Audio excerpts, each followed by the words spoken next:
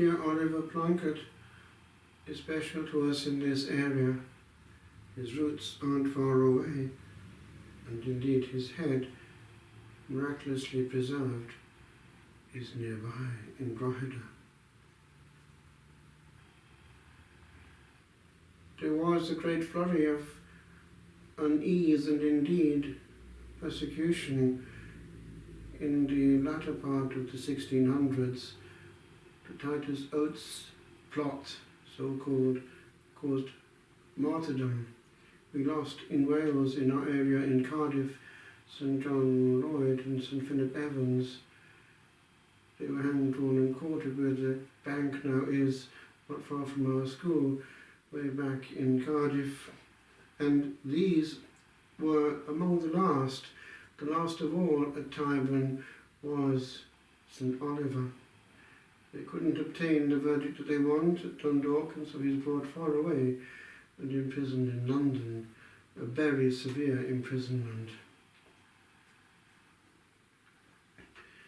First of all, he was taken to Dublin Castle. He was held there for 6 weeks in solitary confinement.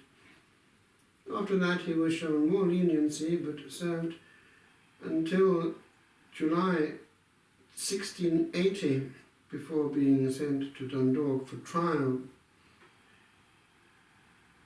So that trial was abortive. No Protestant jurors would convict Oliver on the evidence of the two renegade priests, Mr Moyer and Murphy. In fact, the latter took cold feet and ran in fear of his own life. Oliver was returned to Dublin, where he stayed until October 1680, when, yes, he was transferred to the terrible prison of Newgate in London. The winter was very severe. He spent from October 1680 until May of 1681 in solitary confinement in an unheated cell during what was regarded as a record winter for cold, where he had to pay even for the shackles on his feet. The door of the prison is in the church of St. Peter's nearby here. One can see how awful it was, that imprisonment. His stay in Newgate was a time of great suffering. He suffered from stones and gravel in the kidneys and from running eyes. He had no friends among the prison staff, but he did ultimately win their admiration.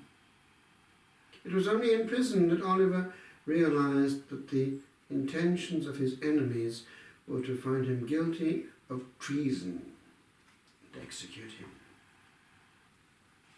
The trial, which commenced on the 8th of June 1681, was a travesty of justice. The Lord Chief Justice was Sir Francis Pemberton.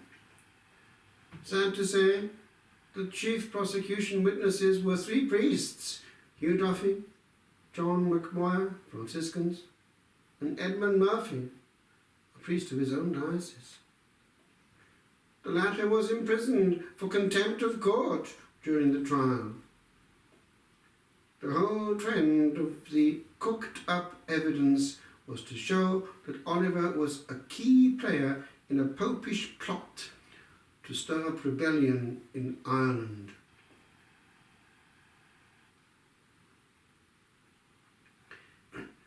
He was found guilty of high treason and sentenced to death.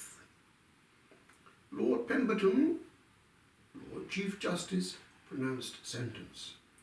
Well, however, the judgment which we must give you is that which the law says and speaks, and therefore you must go from hence to the place from whence you came, that is Newgate, and from thence you shall be drawn through the city of London to Tyburn, where you shall be hanged by the neck, but cut down before you are dead, your bowels taken out and burnt before your face.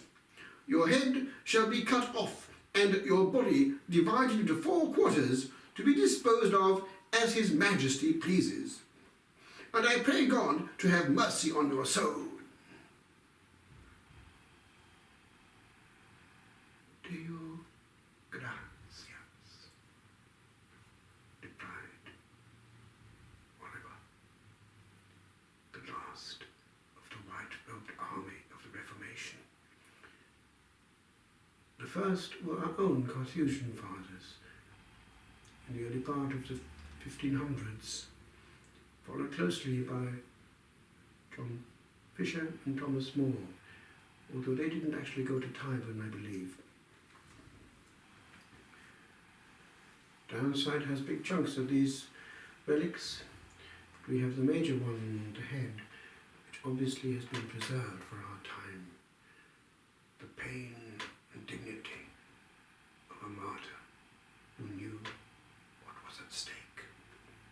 And we cannot be bothered.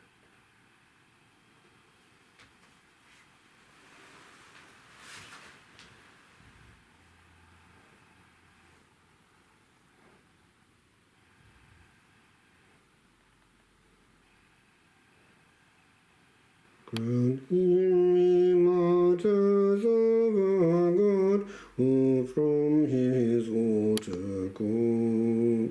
Praise him whose way of pain he trod, and grant